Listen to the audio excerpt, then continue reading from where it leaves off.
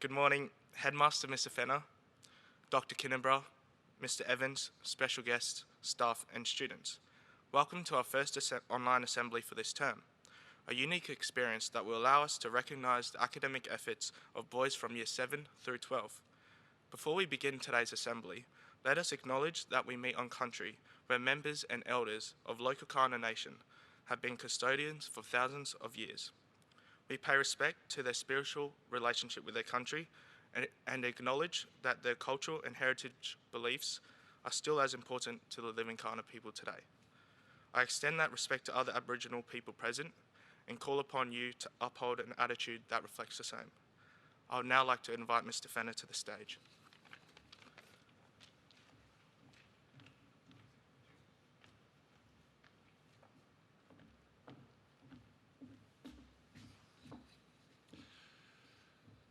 Good morning, everybody. I'll begin by saying welcome back to our first regular secondary school assembly since we returned to school, albeit that we are holding it online.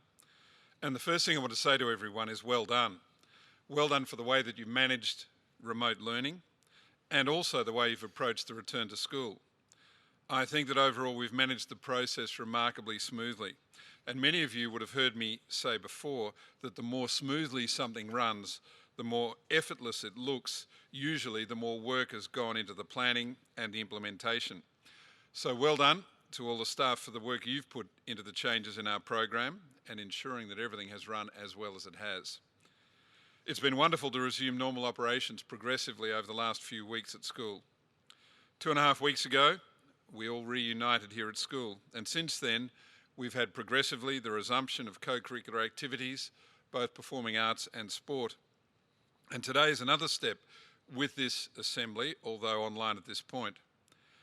As the restrictions ease, we will do whatever we can to resume normal operations and all the things that we value doing. Although there'll be some things that we will do differently for some time and perhaps even in some cases permanently. I think that recent weeks have shown us that you don't know what things mean to you until you lose them. A number of you have commented to me on how pleased you were to get back to school, how much you've enjoyed being with your mates and even the teachers. Hold that feeling, hold that appreciation of the sense of community and the unity of the college. And also remember that this has not been a straightforward process for some amongst us, and there are some people who are still labouring under significant difficulties. A number of our boarders coming back from interstate have had to go into 14 days quarantine. A few of these have not yet returned to us. A couple of these may not be able to return for some time yet. And there have been lessons learnt, lessons from our remote learning, but also I think in appreciating what you have and your time together. There are always opportunities that come out of new situations and experiences, and I encourage you to reflect on what you have learnt individually from the experience of remote learning, and even from the restrictions that have been imposed on us all. We will try to make sure that everything does happen as the year progresses, all the special events that we normally have in some form or other. And we particularly feel for the Year 12 students who have missed out on some things, but at this point they have just been postponed and we do intend that they will happen. We will try to make everything happen, at least as much as we can. And I would say that amongst the trials, there has been much inspiration to draw from the experience. We have seen in the wider community acts of great generosity and selflessness from people working on the front line, but also from people finding ways to connect and provide messages of hope and support when people are feeling isolated. We have all been challenged to find other ways of doing things, and there have been some great successes. One example I think of is the way that Anzac Day was celebrated in people's driveways, and I know a number of you participated in that. As we all know, one of the things that we are now unable to do is to shake hands. We probably won't be able to for some time.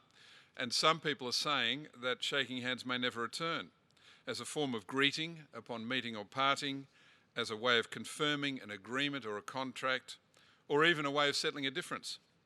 And I think that would be sad because there's something special about that direct physical contact with hands and of course the associated eye contact connecting you in mutual respect with another person. Nevertheless, as you know, we have been looking for alternatives. something special for us to use here at Prince's as a standard greeting. And thank you to those of you who did submit suggestions for this. We had some excellent ideas. The school captain and vice captains will announce within the next few days our new form of greeting, and I'm looking forward to seeing everyone using that. Finally, I want to share with you something a friend sent to me recently. My friend John is an Irishman who is a deputy in a school in Dublin, and it was in the midst of the worst of the pandemic there. He sent me a poem by Derek Mann, a poet from Belfast in Northern Ireland. My friend had used this in an online assembly at his school, and now you're going to hear it today. It's titled, "Everything Will Be All Right." How should I not be glad to contemplate the clouds clearing beyond the dormer window and a high tide reflected on the ceiling? There will be dying, but there is no need to go into that. The poems flow from the hand unbidden, and the hidden source is the watchful heart. The sun rises in spite of everything, and the far cities are beautiful and bright. I lie here in a riot of sunlight, watching the daybreak and the clouds flying. Everything is going to be all right. I will now hand over to Mr. Evans for our academic awards.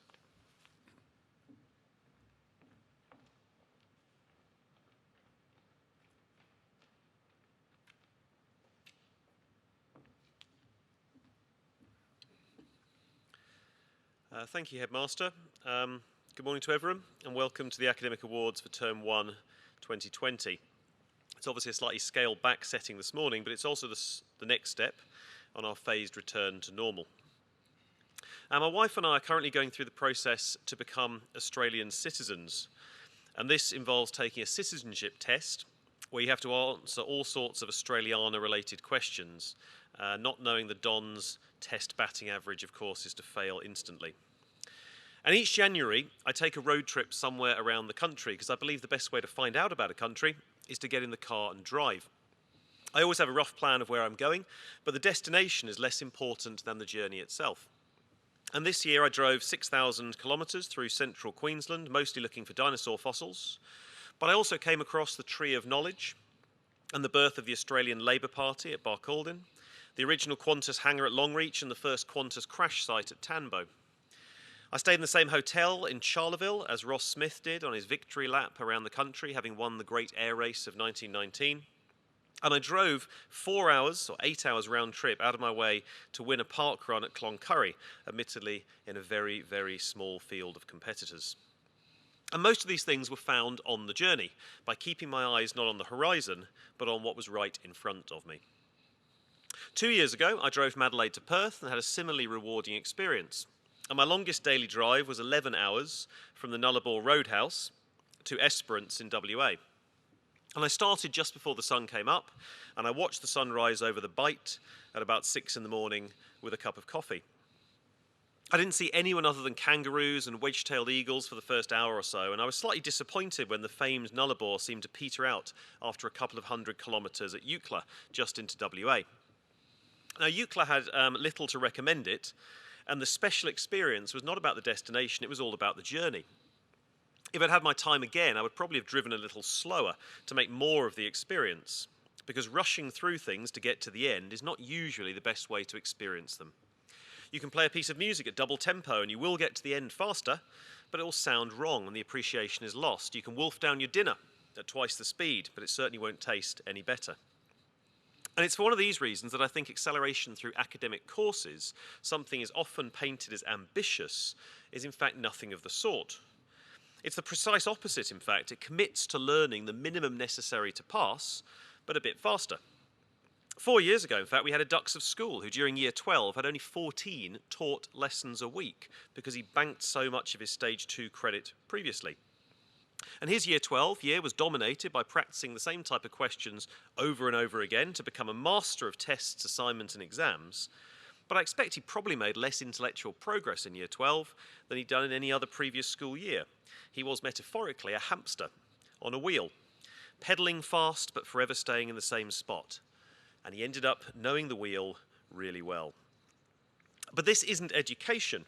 It's a slavish devotion to a single cause, which is to be admired in one sense, but a commitment to grinding through the same old stuff over and over again should not be overpraised.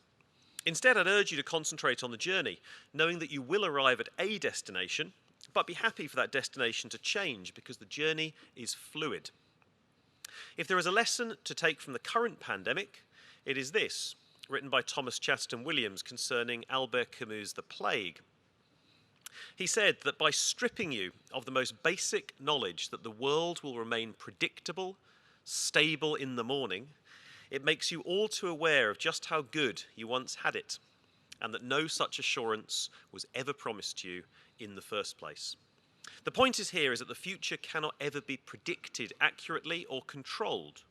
Don't try and control your future too much. It's not possible or even desirable. The future cannot be felt, the future cannot be enjoyed. Indeed, the future is further away than you think. You have to enjoy the present, because only the present can be felt and experienced. Otherwise, you will spend your life chasing something that is retreating further from you the harder you chase it. Perversely, I am enjoying the present time. I am not praying for the end of the pandemic, because that is to wish one's life away. There are always difficult things to address in life, and when the pandemic is over, there will be other things that are sent to test us. Likewise, there are always things about which to be joyful, and when they are over, they are to be replaced by equally magical experiences. The thing is that life is complex. It's easy and hard, it's joyful and sorrowful, it's full of delight and anger, success and disappointment, but it is not predictable, and we should be thankful for that. So concentrate on means, not ends. Concentrate on the present, not the future. Concentrate on learning as much as you can, not the minimum you have to. Everything you learn is of value, even if it is not immediately obvious. And final point, when you need a bit of reassurance, I think you can do no better than listen to Tolkien, and this from The Lord of the Rings. "I wish it need not have happened in my time," said Frodo. "So do I," said Gandalf, "and so do all who live to see such times. But that is not for them to decide. All we have to decide is what to do with the time that is given us." Now, just before I invite the headmaster onto the stage, we do have some special awards this morning alongside our standard subject awards. We have awards for the Oslo Computational and Linguistics Olympiad, which is a national branch of an international competition in language and linguistics. The Oslo challenges teams of 4 students with languages that are unfamiliar to everyone, and they ascertain how students will develop strategy to identify meaning and rules. It's basically good old school code breaking. And we had 2 teams of 3 competing in the regional rounds, Hunter Greenwood, Lachlan Bryson and Charlie Gibbon receiving a bronze award, and the team comprising Adam Black, Ruben Japp and Miles Fallahay received a gold award, placing 3rd in the regional rounds, and they've also been invited to compete in the national rounds in mid-May. Now, in addition to that, we also have some awards from the Kangaroo Sans Frontières des Mathématiques, which is mathematics awards started in 1991 in France. It's now one of the largest international mathematics competitions in the world, with more than 6 million participants annually. It's an online maths competition for students in years 3 to 12, and Australia may only be entered by schools who also compete in the AMC.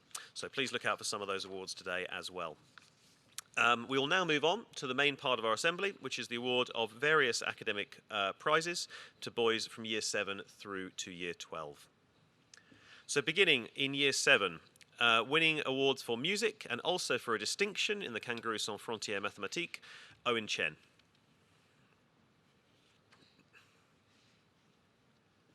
Winning awards for both technology and mathematics, Oliver Fenton.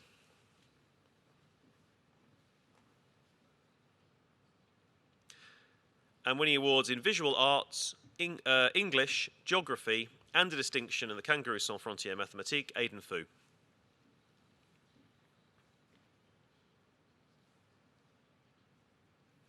For technology, Max Garnett.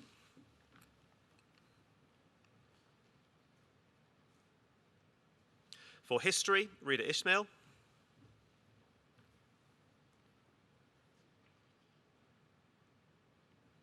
For science, Cooper Larkin. For English and drama, Oliver Smith. For Health and Physical Education, Zachary Thring. In his absence, for Science, Nicholas White. And finally in the section for Italian, Marco Worth.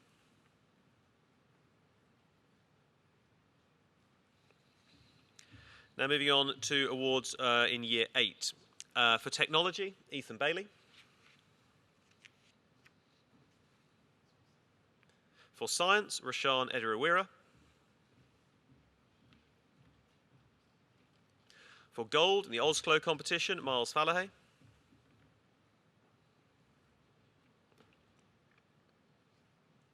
Winning awards for Technology and English and History, Nicholas Henchliff.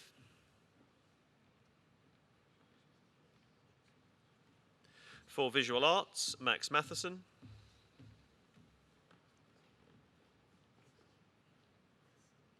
For Science and French, Fraser Newman.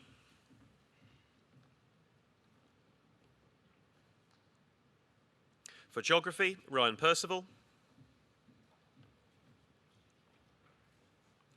For Drama, Jesse Rothgrew.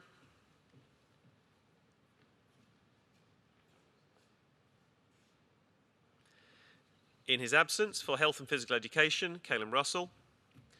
And for Mathematics, Nathan Thomas.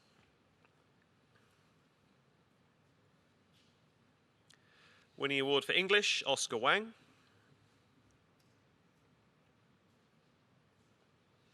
And finally, winning awards for Science and Mathematics and a credit in the Kangaroo Sans Frontières Mathématiques competition, Maxwell Whittle.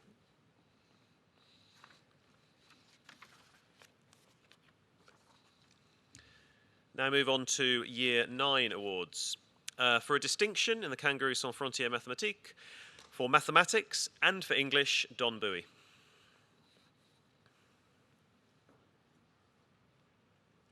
For Health and Physical Education, Noah Coughlin.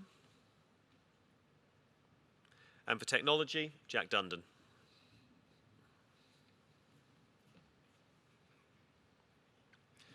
In his absence, Charlie Gibbon wins an Osclo Bronze, and also winning Osclo Bronze, Hunter Greenwood.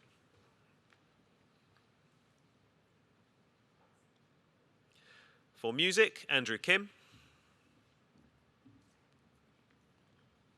And for Mathematics, Henry Norton.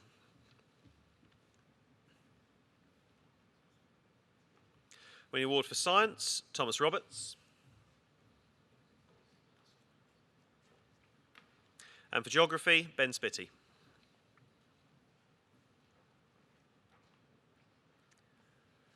Winning awards for both Science and Chinese, Luke Stevens.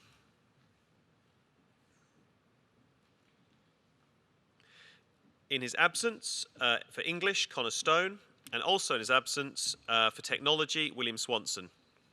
Winning awards for both English and Visual Arts, Ruel Thomas.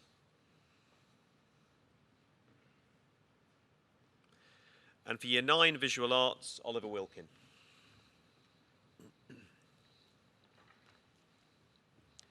And we now move on towards in Year 10. Winning award for Sports Science, Carl Arnold.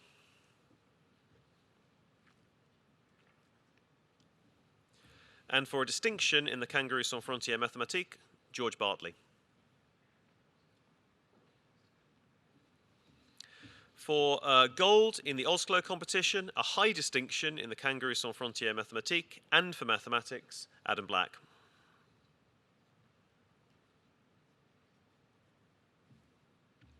Winning awards for both science and history, Aidan Bolwell.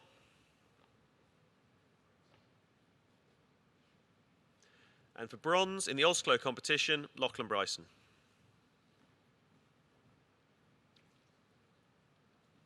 In his absence, but winning awards for Italian and Geography, Joshua Clifton, and winning the award for Film and Media Studies, Patrick Femier.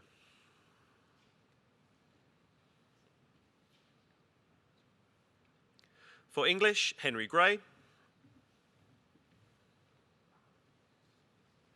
For French, Ted Hembest.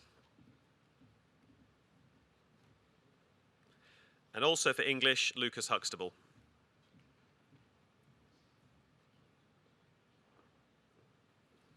For music and a gold in the Osclo competition, Ruben Japp. And for a distinction in the Kangaroo Sans Frontières Mathématiques, Hoon Kang. For English, Thomas North. For outdoor education, Benjamin Piper. For drama, James Walters. And finally, winning an award for English as an additional language, Jerry Yip.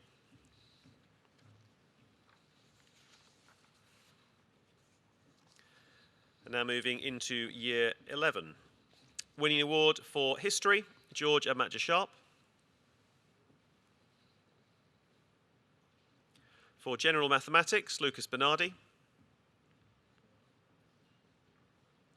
And for Chinese B and Sports Exercise and Health Science, Harrison Chillingworth. For Physical Education, Henry Cleland. And for Geography, Alexander Henchliff. For English, Dylan Holland. And also for English, Bailey Locke. Winning award for Economics, Mick Mercarella. And for both Outdoor Education and Accounting, Mitchell Miller. For Legal Studies, Thomas Mitev. And for Economics, Peter Mutos. For English, Nick Nomikos.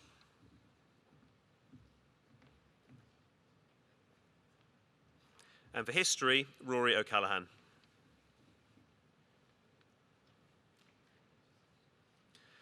Winning awards for Science, Mathematics, and a credit in the Kangaroo Sans Frontières Mathématiques, Dinan Pereira. For Science, William Pheasant. And for a credit in the Kangaroo Sans Frontières Mathématiques, and also for Mathematics, Oliver Smart. And finally, for Year 11, winning an award for Music is Thomas Williams.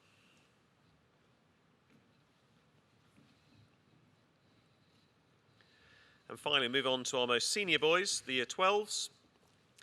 Winning award for History, Jackson Brown. For Physical Education, Angus Coombe. For Accounting, Henry Gerard. And for a credit in the Kangaroo Sans Frontières Mathématiques, Jason Gong. For English, Mishak Heinrich. For Spanish, ab initio, Liam Heinshaw. For English, Rojan Joshi. And for English and Sports Exercise and Health Science, Aidan Lee.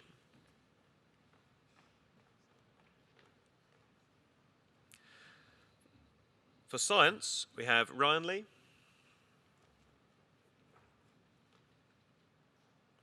For Legal Studies, Daniel Mills.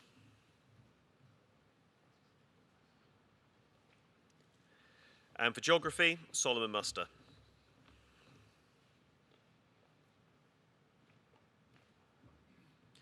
For Science, we have Alexander Nind.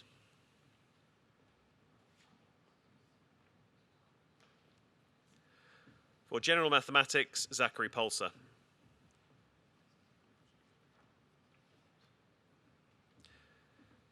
For Economics, Jasper Roberts.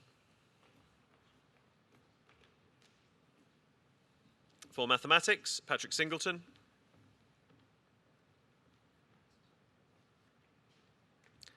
For Mathematics and a distinction in the Kangaroo Sans Frontières Mathématiques, Prashant Thavaraja.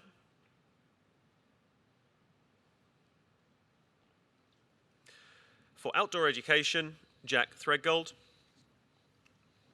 And in his absence for English B, winning award is Ryan Zhao. That concludes the academic awards for Term 1 of 2020. I'd now like to hand back to our MC, Patrick, to close the assembly.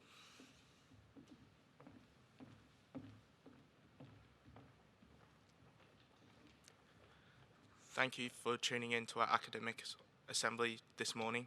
We hope you have a good day. Thank you.